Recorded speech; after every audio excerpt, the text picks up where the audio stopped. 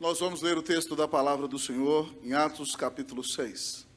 Atos capítulo de número 6. Assim diz a palavra do Senhor.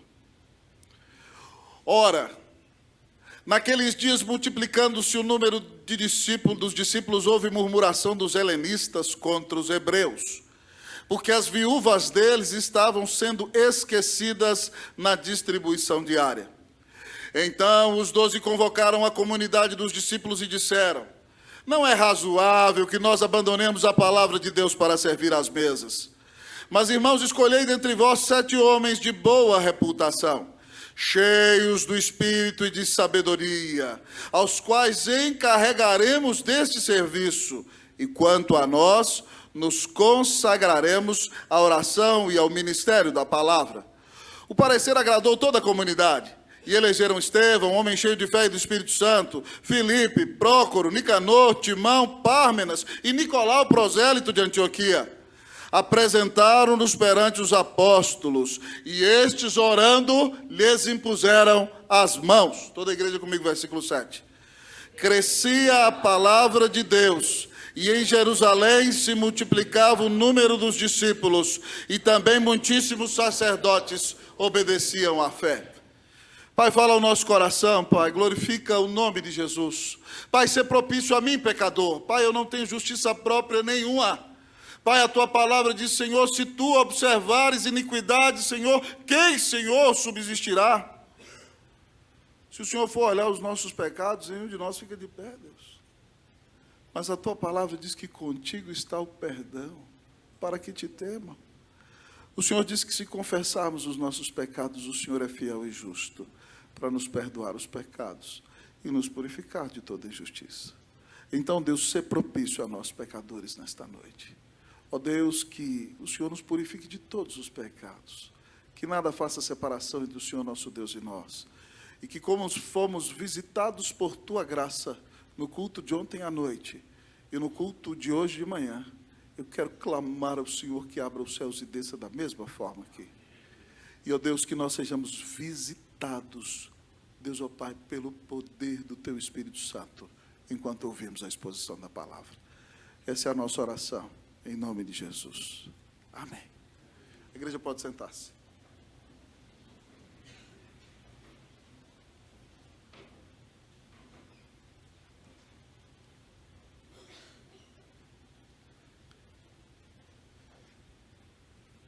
Queridos irmãos e irmãs, nós abrimos a boca, enchemos o peito, para falar com muito orgulho da Reforma Protestante.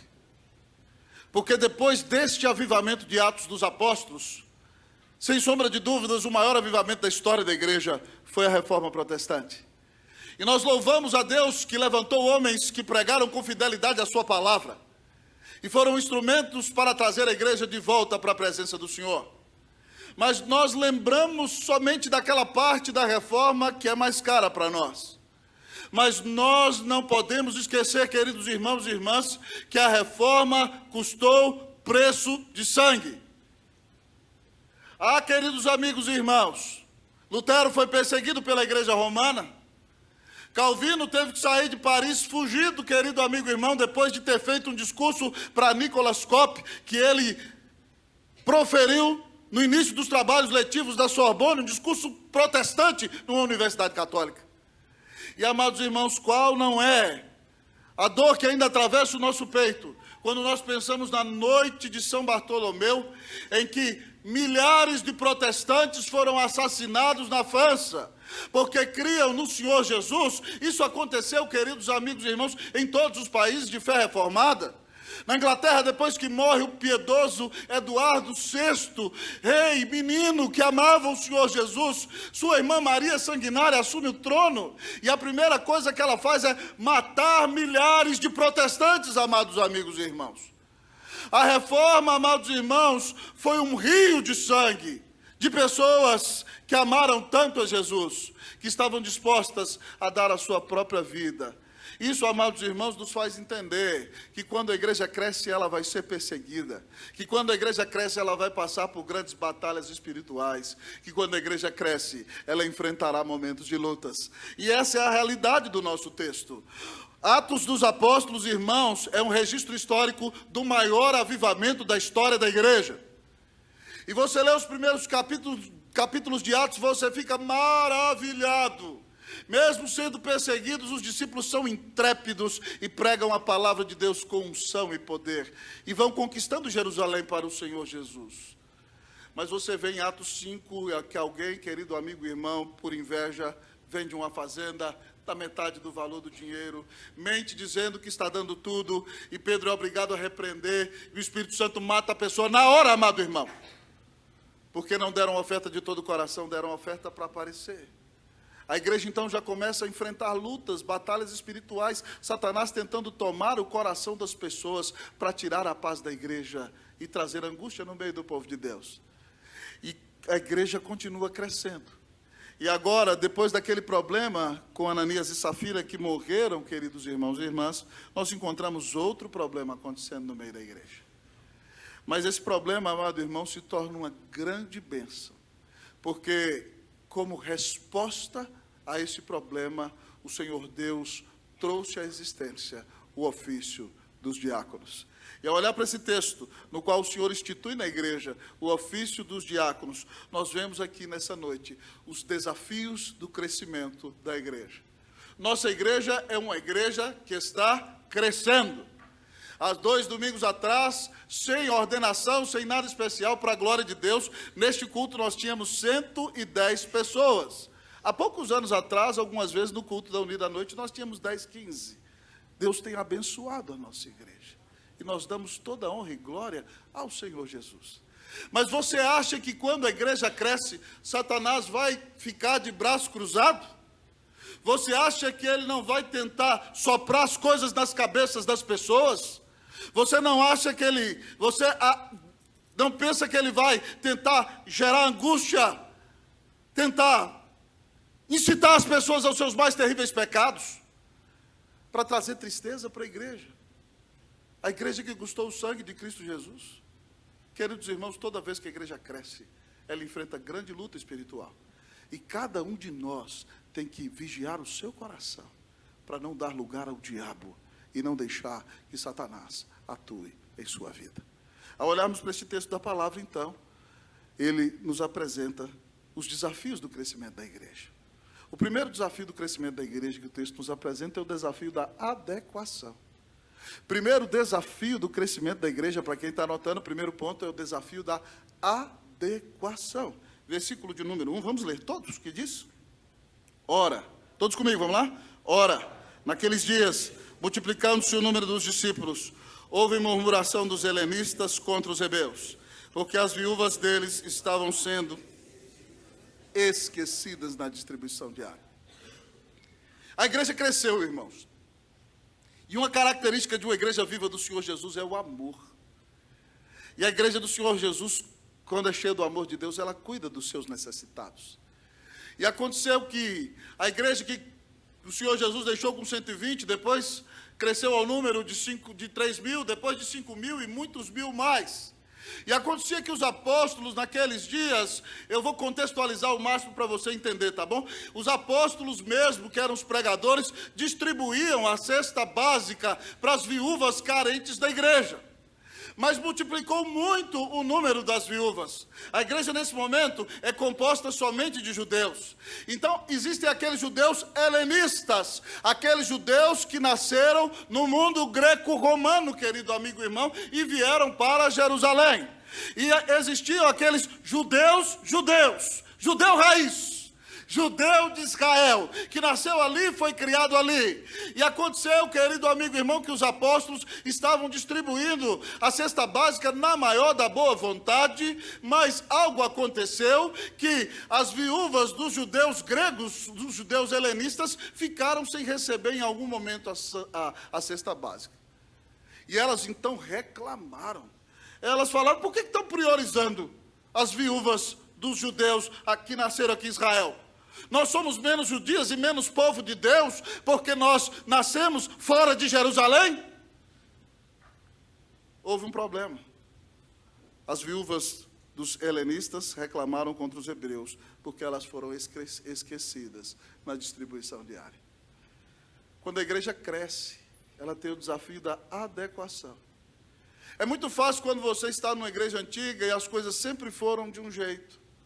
Então você está na igreja, os hinos sempre foram do mesmo jeito. Ninguém nunca levantou a mão, ninguém nunca falou amém. O seu culto demorava 25 minutos e você achava que todo culto tinha que demorar 25 minutos. E aí de repente Deus começa a fazer um reboliço na igreja e as coisas não são do jeito que você quer. E você tem que ter sabedoria para saber se é Deus que está fazendo. Porque se você começar a murmurar, você está pecando contra o Senhor. Nós precisamos, amados irmãos, ter sabedoria para nos moldarmos ao desafio da adequação. Antes de ser vosso pastor aqui, talvez os mais novos não saibam disso, mas eu fui pastor da igreja presbiteriana do Guará 2 durante 10 anos.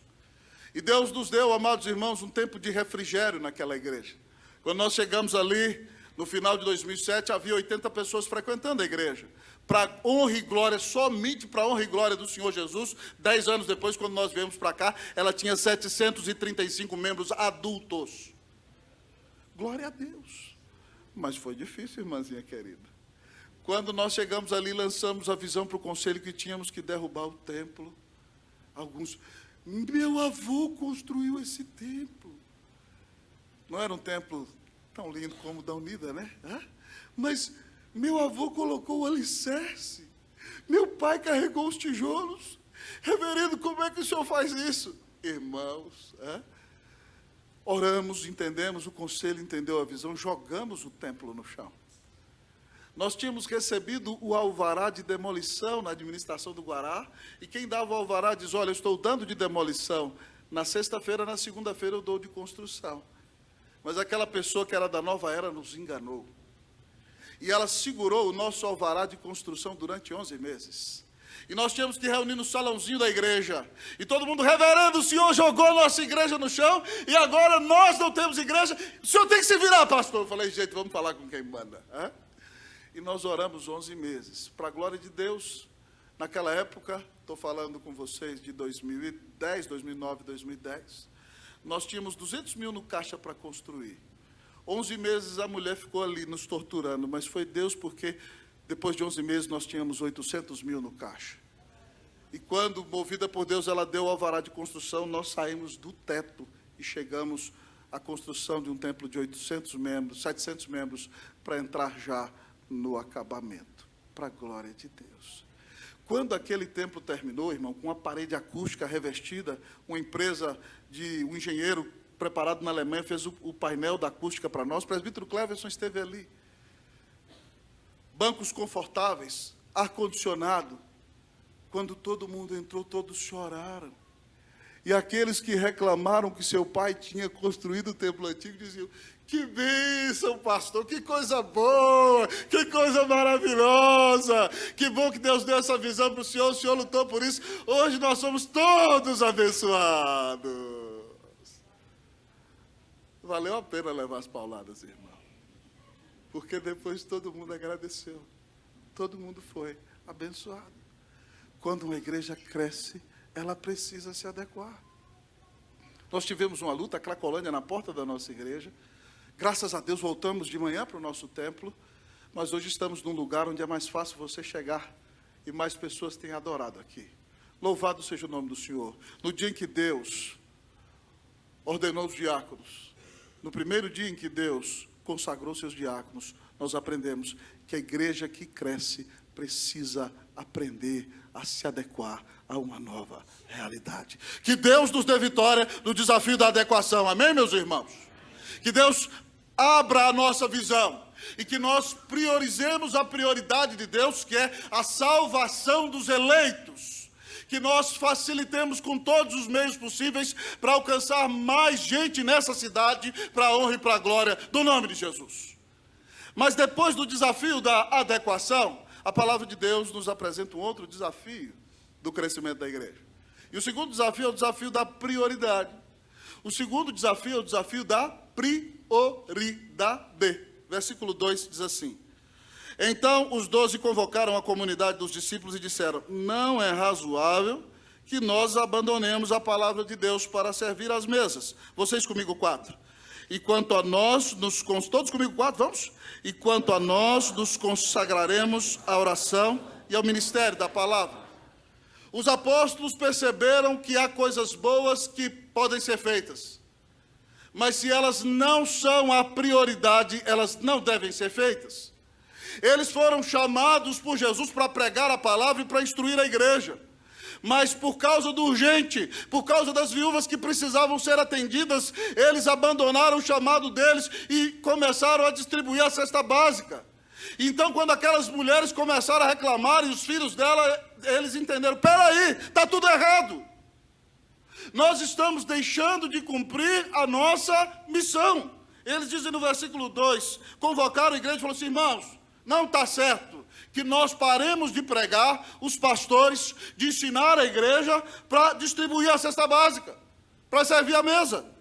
Então, depois que eles ordenam os diáconos, eles deixam clara a prioridade do ministério pastoral. Ele diz: quanto a nós, nos consagraremos à oração e ao ministério da palavra.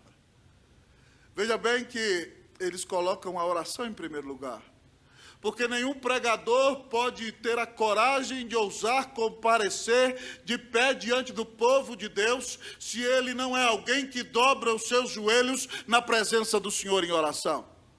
Para pregar bem, alguém precisa ter orado bem. Para pregar bem, o pregador tem que se humilhar na presença do Senhor e entender que ele depende do poder, da unção, da graça e da presença do Espírito de Deus em sua vida. Ah, queridos amigos e irmãos, eles entendem que a prioridade dos pastores é dedicar-se à oração para serem cheios de Deus. E então, abençoar a igreja com a pregação, o ensino da palavra de Deus. Se os pastores distribuírem a cesta básica e não cumprirem o seu chamado, eles vão ser repreendidos pelo Senhor e serão considerados negligentes. É por isso, irmãos, que nós, como reformados, priorizamos a pregação. A principal função do pastor da igreja, na igreja presbiteriana, amado irmão, é a pregação da palavra. A Bíblia diz em Romanos 10:17 que a fé vem pela pregação, e a pregação pela palavra de Cristo. Enquanto eu estou pregando aqui, o Espírito Santo produz arrependimento no seu coração, ele te dá a fé como dom, e você crê e é salvo por Jesus. E aquele que já crê, mas está duvidando, ouve o Evangelho mais uma vez, então é impactado pelo amor de Deus e tem a sua fé fortalecida para a honra e para a glória do nome de Jesus. Ah, queridos amigos e irmãos, a reforma colocou as coisas nos lugares. Calvino, queridos amigos e irmãos, escrevendo sobre a função do pastor, tanto nos seus comentários das cartas pastorais, como nas institutas, ele diz o seguinte, que a principal função do pastor é abrir a palavra de Deus, abrir a sua boca e anunciar o Evangelho de Deus, porque ele disse que o púlpito é o trono de Deus na terra, lugar do qual ele governa a sua igreja. Isso era tão importante para os reformadores, que quando Guilherme Farel, queridos irmãos e irmãs, e João Calvino, foram expulsos da cidade de Genebra, por não querer dar Santa Ceia a pessoas não convertidas, o consistório de Genebra pensava o seguinte, todo mundo na cidade abraçou a reforma, então os pastores têm que dar ceia para todo mundo. Como todo mundo era católico antes, agora todo mundo era protestante. E Farel e Calvino diziam, não, nós não vamos dar a ceia para quem não é convertido. Nós não vamos profanar a mesa do Senhor. Um dia, queridos irmãos e irmãs, um homem que estava disciplinado na igreja, daquele grupo de libertinos que se opunha a Calvino, Calvino tinha disciplinado aquele homem, ele então veio com uma turba no meio da igreja, todos com espada em punho, apontando para Calvino e dizendo o seguinte, quero ver, pastor, se o senhor não vai me dar a Santa Ceia. Calvino levantou os braços da toga e falou assim, podem cortar meus braços, mas eu não vou profanar a mesa do Senhor, dando a ceia para um homem impuro. Esse era um dos maiores adúlteros da cidade de Genebra. Ah, queridos amigos e irmãos, homens que tinham compromisso com a palavra de Deus. Homens que davam a sua vida pela palavra. Calvino, como eu disse a vocês, foi expulso de Genebra em 1538. Ele vai, queridos irmãos e irmãs, para Estrasburgo. Estrasburgo, às vezes é da Alemanha, às vezes é da França. Naquela época ela era da Alemanha. E Calvino, então, vai pastorear ali uma igreja de fala francesa de mais de 500 membros, uma igreja mais ou menos do tamanho da Unida, Calvino pastoreava. E ele, feliz da vida, conheceu Idelete, uma viúva de pastor. Casou-se com ela. Era o pastorzão que expunha a palavra em francês na Alemanha para 500 crentes todo domingo. Dava aula de Novo Testamento no seminário. E quando havia os colóquios de teologia reformada, junto com Martin Bucer, ele ia representando a cidade. Ele disse que aqueles foram os 3 melhores anos da sua vida. Depois, irmãos, de 2 anos e meio, a cidade de Genebra reconhece o erro e convida o pastor para voltar. E Calvino diz, eu não vou voltar. Calvino foi muito maltratado ali, irmão. O povo maltratou tanto o reverendo João Calvino, que eles botavam o nome dos cachorros de Calvino. Aí Calvino ia para a igreja de manhã, para o culto, né? Com a Bíblia debaixo do braço, pronto para expor as escrituras. Aí o povo saía na porta, Calvino, Calvino, Calvino. O reverendo olhava para trás, os cachorrinhos. Uau, uau, uau, uau, uau, uau, uau. Os cachorros chamavam Calvino. Uma vez na porta da casa de Calvino, os inimigos dele pegaram as espingardas de noite, ele dormindo na janela dele, tá atirando. Tá? Assédio mais do que moral com o pastor. Negócio violento. Calvino disse, eu não quero voltar, sofri demais ali, meu Deus do céu, o que é isso? Mas aí o amigo dele, Farel, viaja de Neuchâtel, dizendo, Calvino, aquela cidade precisa de você. Desde o início eu te disse. Ela vai ser uma maquete da Jerusalém Celestial, você vai ser muito usado ali, vai, meu amigo. Martin Bucer, o pastor titular da cidade, diz para ele, Calvino, você precisa voltar. Não é fácil, a perseguição vai ser difícil, mas vai, meu amigo, vai. Então Calvino, não tanto por convicção, mas por empurrão dos seus amigos e por chamado de Deus, ele volta. E qual não é a nossa surpresa, irmão? Que 3 anos depois Calvino entra em Genebra no dia do Senhor e sobe no púlpito da Catedral de Saint-Pierre. E ele é tão comprometido com a palavra de Deus que ele continua a pregar a partir do versículo que ele parou há 3 anos atrás. Calvino voltou para a mesma série de sermões, para mostrar, querido amigo e irmão, que a igreja fica de pé ou cai, dependendo do compromisso que ela tem com a palavra do Senhor, que a igreja só vai prevalecer quando ela for alicerçada na palavra do Evangelho de Jesus. É por isso, irmão, que você vem a essa igreja, e todo domingo você ouve exposição bíblica, para edificar a sua vida e alimentar o seu coração. É porque Jesus disse que ele caminha no meio do candeeiro de ouro. Então, enquanto eu estou pregando, ele levanta do livro e caminha e fala com você e traz a palavra que você necessita. Ele se levanta, olha nos seus olhos e fala no seu coração, demonstrando o grande amor que ele tem por você. Louvado seja o nome do Senhor. Que na igreja nós continuemos, irmãos, priorizando a palavra. Eu louvo a Deus pela visão da Unida, do seu conselho, de que nós pastores, sim, nós cuidamos do rebanho, mas a prioridade é alimentar o rebanho com a palavra de Deus, porque somente pela pregação da palavra de Deus que a igreja cresce. Louvado seja o nome do Senhor. Crescer não é fácil. Não é, irmãos. Quando a família cresce é um grande desafio. Nós tínhamos nosso apartamento lá no Guará 2, alguns anos atrás, e Davi e Isabelle, cada um tranquilo, com o seu quartão, mesmo pequenininhos, até que a mamãe ficou grávida de novo. E aí, o quarto da Isabelle virou metade da Isabelle. Foi necessário botar uma cômoda, um berço, e a caminha da Isabelle ficou apertada. Mas graças a Deus, né, Isabelle? O que seria de você, sem a Dani, para te beijar e encher sua paciência, não é verdade? Louvado seja Deus, é doído, mas é uma bênção. Oh, meu querido irmão, o crescimento tem seus desafios. O desafio do crescimento é o desafio da adequação. Mas o desafio do crescimento é o desafio da prioridade. Mas que outro desafio nós temos do crescimento da igreja, pastor? O desafio da delegação. O terceiro desafio do crescimento da igreja é o desafio da delegação. Nós vamos ler, queridos irmãos e irmãs, versículo de número 3, eu vou ler, e a igreja lerá comigo, versículos 5 e 6. Assim diz a palavra do Senhor. Mas, irmãos, escolhei dentre vós 7 homens de boa reputação, cheios do Espírito e de sabedoria, aos quais encarregaremos deste serviço. A igreja vai ler versículos 5 e 6. Podem ler, irmãos. O parecer, vocês.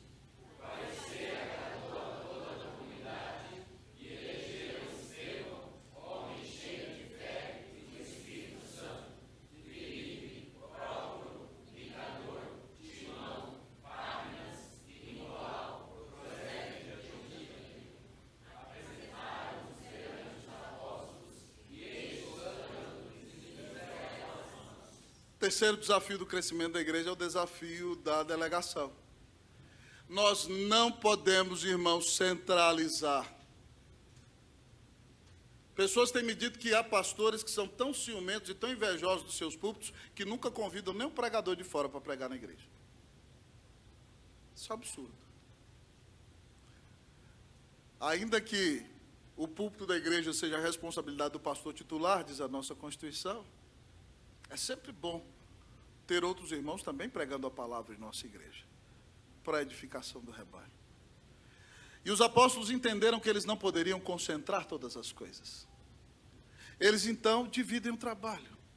E o Senhor mostra para eles que eles têm que eleger um novo corpo de oficiais, além daquele conselho de pastores da igreja, que antes eram os apóstolos e depois se tornaram os presbíteros. E eles então elegeram os diáconos. E eles começam a dizer, então, que o que deve acontecer quando há delegação. E aqui eu tenho, neste templo, nessa noite, pessoas que são tremendos gestores e que fazem um trabalho de excelência em suas empresas. Eu podia nomear pelo menos 5 que eu estou vendo aqui nessa noite. Pessoas que são exponenciais em seus cargos de liderança, homens e mulheres. Mas nenhum deles delega responsabilidades a pessoas irresponsáveis. Para delegar, nós temos que delegar para pessoas capacitadas. E a palavra de Deus, então, nos mostra que é necessário delegar o trabalho da igreja. Mas você tem que delegar para pessoas capacitadas por Deus. E o texto diz, escolhei dentre vós 7 homens de boa reputação. Para ser oficial da igreja, tem que ser alguém de boa reputação. Tem que ser alguém de bom caráter. Alguém que tem um nome na praça. Alguém cujo caráter é considerado duvidoso. Alguém que trai a esposa, alguém que é estelionatário, alguém que é mentiroso, não serve para ser oficial da igreja de Cristo Jesus. Tem que ter caráter, tem que ter boa reputação. Mas além de ter boa reputação, a exigência dessa delegação é que esses homens precisam ser cheios do Espírito Santo. Ah, querido amigo e irmão, tem gente que acha que o ministério dos diáconos é só segurar bêbado e chutar cachorro na porta da igreja. Está maluco, irmão? O trabalho do diácono é espiritual. Às vezes, alguns adolescentes, quando estão conversando, vê o diácono chegando, já fala assim, resistir ao diácono e ele fugirá de vós. Mas não está na Bíblia isso não. Não, meu querido irmão. O diácono é um líder espiritual. Ele é um homem cheio do Espírito Santo. Ele vai receber as pessoas na autoridade do Espírito Santo. E quando você está tocando terror no culto, ele vai te dar uma descompostura cheio do Espírito Santo. Ele tem autoridade para isso. Para colocar você no seu lugar. Mas além disso, ele também é uma autoridade espiritual porque ele atende às mesas. Ele vai na casa das pessoas. Ele, querido irmão, sabe de coisas às vezes que o pastor não sabe. Porque há pessoas que não têm o que comer, que procuram a junta diaconal, e o diácono tem que ir na casa dessa pessoa, e tem que abrir a Bíblia, e o diácono tem que ser um homem de oração, porque ele não pode falar o que se lhe dá na cabeça.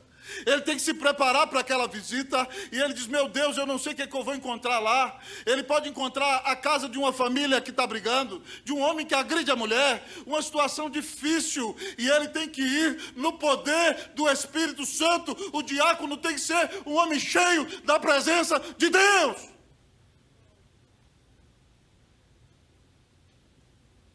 Não é só ser boa pinta e estar bem vestido lá na porta. Pode ser boa pinta, viu, irmão? Mas o trabalho do diácono é espiritual. Haja vista que o primeiro mártir da igreja, você vai ouvir o nome dele daqui a pouco, era pregador do evangelho. E o primeiro a morrer por Jesus não foi apóstolo, não foi presbítero, não foi pastor. Foi um diácono que teve o privilégio de dar a vida por Cristo Jesus, um grande evangelista chamado Estevão. Mas quando delegamos, vemos que esse homem, então, além de ser um homem de boa reputação e cheio do Espírito Santo, ele também tem que ter sabedoria. Tem que saber colocar a palavra certa na hora certa, irmão. Tem hora, querido amigo e irmão, que a pessoa precisa de uma repreensão. Mas até a repreensão tem que ser dada com amor. A Bíblia diz que a palavra branda desvia o furor, mas a palavra dura suscita a ira. Queridos amigos e irmãos, quem vai à nossa igreja sabe que a nossa região ali é um pouco complicada. E eu me lembro algum tempo atrás que eu estava pregando na igreja e entrou um sujeito bem parecia que estava dominado pela droga, alto, e aí saiu lá de trás e vinha em direção a mim. Meus diáconos me conhecem, sabem que se ele viesse em direção a mim, eu podia interpelá-lo ali no meio. Marquinhos, com tanta sabedoria, se aproximou dele, chamou, e eu estou falando do Marquinhos, mas todos os outros fazem a mesma coisa. Chamou, vem cá, senta no canto aqui. Puxou o moço, sentou, conversou com ele. Ele estava alterado. Ele ouviu um tempo e levantou e foi embora. Mas precisa ter sabedoria. Precisa saber como atuar. Pastor, como é que o diácono pode ter sabedoria? O temor do Senhor é o princípio da sabedoria. Em tudo, diácono, você precisa ter sabedoria. Sabe por quê? Por exemplo, vai ter dia que o pastor pode desagradar você. Vai ter dia que um presbítero vai te desagradar. E aí, se você emburra e diz, eu não vou mais da igreja porque o pastor me desagradou, seu filho está vendo o que você está fazendo. E quando ele crescer, vai fazer a mesma coisa. Tenha sabedoria. Tenha sabedoria em nome de Jesus.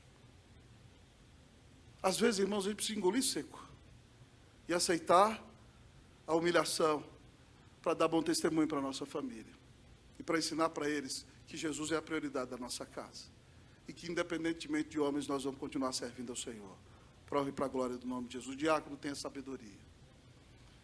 Mas a palavra de Deus também diz, irmão, que o diácono tem que ter disposição para trabalhar. Versículo de número 6 diz, aos quais encarregaremos deste serviço. Diácono tem que ter disposição para trabalhar, queridão. Uma das grandes reclamações daqueles que seguram o chifre de boi na junta, para mim é a seguinte, pastor, tem um monte de diácono eleito, mas os que trabalham são sempre os mesmos. Irmão, se você não quer trabalhar, não aceite ser diácono. Trabalho do diácono é serviço. Você não tem que vir à igreja só no dia da sua escala. E mesmo que você não esteja na escala, preste atenção, surgiu uma necessidade, você sai do seu lugar e vai apoiar seus colegas. E o texto que o reverendo Galo leu é tremendo para isso, sabe por quê? Porque Jesus disse que ele, sendo filho de Deus, não veio para ser servido, mas para servir e dar a sua vida em resgate por muitos. Nós não estamos para ser servidos. Nós temos que dar a nossa vida por causa de Cristo Jesus. Então, que Deus dê aos nossos amados diáconos, preciosos desta igreja, disposição para servir.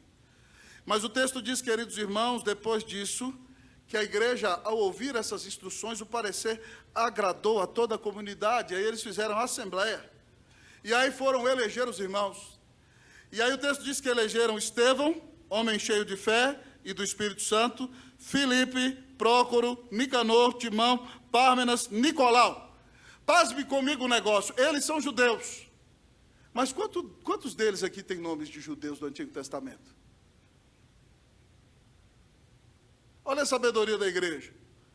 As irmãzinhas que estão reclamando que não estão recebendo a cesta básica são judias gregas. Esses varões aqui eleitos eram judeus gregos. Nenhum tem nome judeu.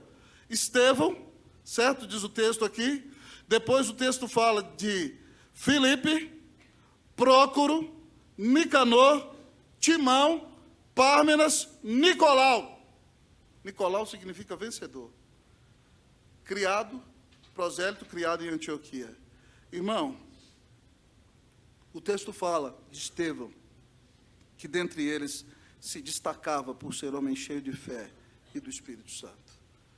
Irmãos, nós não precisamos orar na igreja só pelos nossos pastores, nem só pelos nossos presbíteros. Nós temos que orar pelos nossos diáconos. O trabalho desses homens é espiritual. As esposas desses homens precisam entender, tal como nossas esposas, o trabalho deles. Eles, uma vez por mês, largam sua família e vão se reunir na igreja. Mas eles precisam estar não só no culto dominical, mas quando há eventos e outros eventos na igreja, eles têm que dividir-se em si mesmos e cumprir as escalas.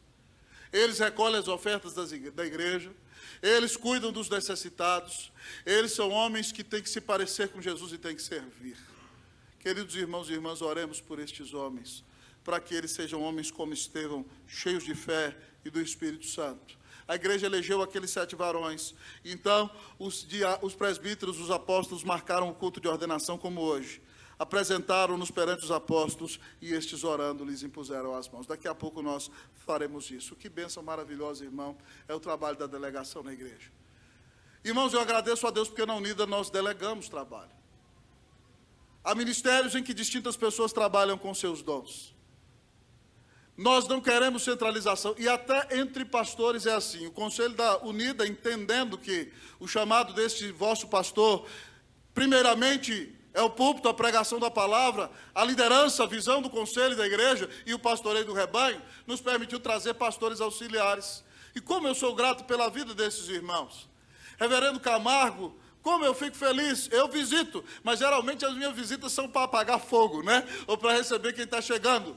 Mas a visita do cafezinho está ali, ó. Reverendo Camargo, né? Toda semana ele posta no conselho, junto com o doutor Salim e Bete, visitando os irmãos da igreja, o velhinho da igreja. Eu me alegro e me regozijo, que bênção preciosa.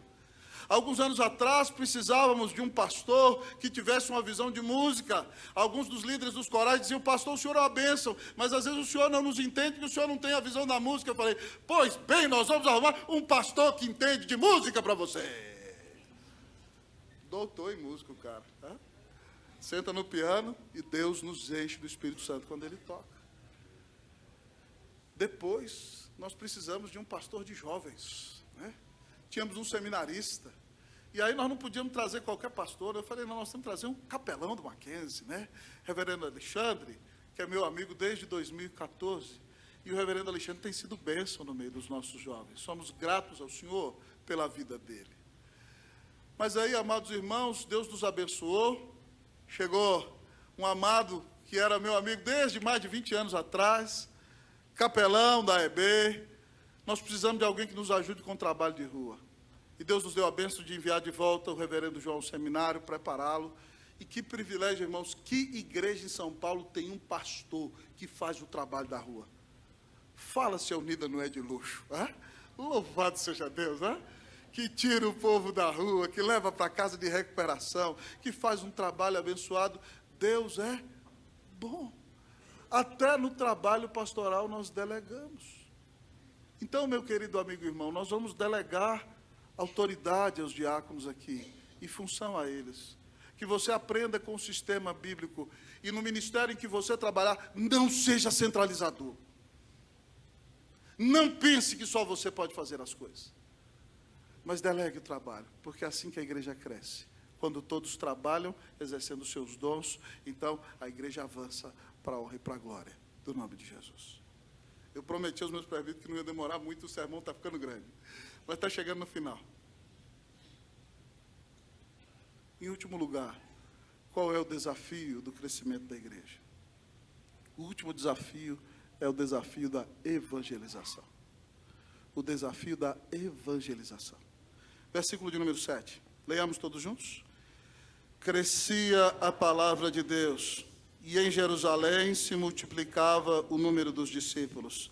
Também muitíssimos sacerdotes obedeciam à fé. O evangelho estava sendo pregado não só pelos apóstolos.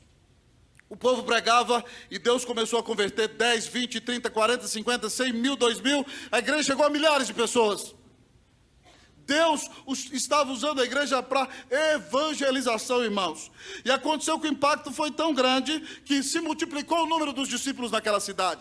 E agora aqueles que eram inimigos vieram para o lado do evangelho. A igreja conquistou os seus inimigos, diz aqui, muitíssimos, não eram muitos, não eram poucos, não era mediano, nem muitos, eram muitíssimos sacerdotes. Aqueles que perseguiram Jesus e os seus discípulos obedeciam à fé. A igreja pregou o evangelho com graça, no poder do Espírito Santo, se tornou uma igreja conquistadora e foi um instrumento para mudar a cidade de Jerusalém. Irmão, qual não é a minha alegria quando a gente traz o Coral Zoe aqui? Deus me deu a bênção de achá-los em Uberaba, numa dessas muitas conferências que a gente faz no Brasil, e nós nos afeiçoamos a eles. E quando Oswaldo chega aqui e fala que não veio só cantar na igreja, o ministério deles é cantar no hospital, é cantar no lar para as crianças. Nós não podemos ser pessoas ensimesmadas. Nós não temos que fazer o nosso ministério somente aqui na igreja, mas em todo o ministério que eu trabalhar na igreja, eu tenho que focá-lo na evangelização. Adolescentes têm que se enfocar na evangelização. Jovens têm que ser dirigidos para a evangelização. Crianças, porque Cristo deu a vida na cruz para salvar os eleitos. Então os ministérios não podem ser em função de nós mesmos e só para atender a nós mesmos. Casais têm que procurar alcançar outros casais, varões têm que ganhar outros varões, mulheres têm que ganhar outras mulheres. Todos nós somos chamados para pregar o evangelho a toda criatura. Que Deus se desperte para pregar o evangelho, amém, meu irmão? Que você não seja um cristão ensimesmado, mas que o seu ministério seja para representar a Jesus, e que vidas sejam salvas através de você, amém? Através do ministério que você trabalha na igreja, amém? Que Deus use os nossos diáconos para ganhar alma, para a honra e para a glória do nome de Jesus. Qual não foi a minha alegria em receber no final de agosto um casal de pessoas, um casal de ovelhas que são membros da igreja, que me contaram que quando o reverendo Galo era diácono da igreja, eles passaram na porta da igreja e o reverendo Galo falou assim: entrem aqui, venham ao culto. Eles entraram, se comprometeram com Jesus, foram batizados e são membros da nossa igreja. Ele não era pastor, ele era diácono. Está aí o exemplo, amados da junta. Diáconos podem ganhar almas para Jesus, mas não só diáconos, crentes também. Ao final dessa mensagem, minha sincera oração é que Deus, porque Cristo nos amou e morreu na cruz por nós, nos dê a bênção de sermos vitoriosos nos desafios do crescimento da igreja. O desafio da adequação, o desafio da prioridade, o desafio da delegação e o desafio da evangelização. Que o Senhor nos dê a bênção de dobrarmos os nossos joelhos, nos humilharmos na presença dEle, pedirmos perdão pelos nossos pecados, pedimos a Ele que o nosso ego não atrapalhe o nosso chamado. Que Cristo seja exaltado sobre tudo e sobre todos na nossa vida. E que nós sejamos um instrumento para virar São Paulo de cabeça para baixo. Para que pessoas conheçam a graça e o amor de Deus dado a nós na pessoa de Cristo Jesus. Que Deus abençoe a Unida, que ela supere todos os desafios do crescimento da igreja. Em nome de Jesus, amém.